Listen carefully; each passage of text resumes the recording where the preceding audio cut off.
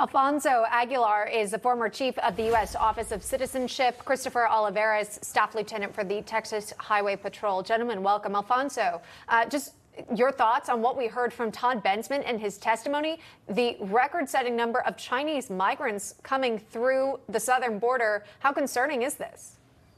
Very concerning. We've never seen anything like this, and clearly the call has been heard loud and clear around the world. We're seeing migrants from all over the world come to the U.S., but obviously our enemies are looking. They're always trying to identify vulnerabilities, and right now our biggest vulnerability is the southern border. So that's where we're seeing the spike in Chinese nationals. And we don't know if they have ties to the Communist Party or the People's Liberation Army. They're also very well organized Chinese criminal organizations that are money laundering for the Mexicans. We know marijuana farms that are being set up across the country that employ undocumented Chinese migrants. This is very concerning. And again, they know that if they arrive at the border and ask for asylum, they're going to ask just a few questions initially. Then they're going to go to their credible fear interview. That's going to be a piece of cake as well. They're going to be let in. So that's why they keep coming. Sure. Lieutenant Olivares, if we can bring you in on this conversation, it seems as if on the Hill, lawmakers sounding the alarm are Republicans in majority. Maybe there are a few Democrats here and there, but it mainly is Republicans. And I bring that up because we have a soundbite from New York Congresswoman Yvette Clarke saying that Republicans are just invoking white supremacist ideology. Watch.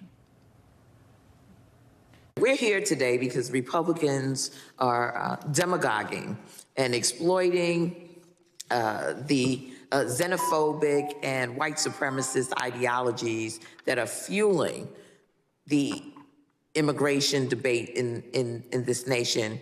And for those who are showing up at our border, I am concerned about how we as a nation are going to address what is basically a broken immigration system. People don't choose to leave their families and communities, their culture, their language on a whim. Most often, people leave because their very lives are at stake.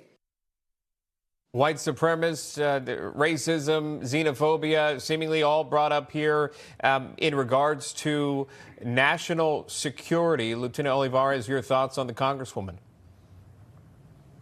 Well, I mean, that's just a ridiculous statement. The fact is that race, politics have nothing to do with this current situation that we've been facing for the last 3 years. It's a policy issue. We know that for a fact. We know that from day one, and we've talked about this over and over, is that in 2021, we saw a surge of mass illegal migration. And it wasn't because of the fact that many of these illegal immigrants are leaving their countries out of fear. It's the fact that there was an open door to these illegal immigrants to enter the country illegally and then be processed and then released to the country. We've seen that. The numbers speak for themselves. And the fact is that race has nothing to do with this issue. When we are experiencing individuals from over 170 different countries, some of those countries that do have ties to terrorism, the fact is that race has nothing to do with it. Their interest should be is the safety and security of our country to properly vet individuals that are entering our country illegally and send those that do not have or meet the asylum process, send them back to their countries. But that is not the case right now. And of course, they want to gaslight the American people by saying that race has something to do with this current issue, which has nothing to do with what we're facing right now. It's about border security. Right. You've got migrants from all over the world trying to cross our borders illegally. And the concerns of American citizens are just pushed to the wayside when it comes to some of these men and women in Congress. Alfonso Aguilar and Christopher Olivares, thank you, gentlemen, for coming on today. Thank you.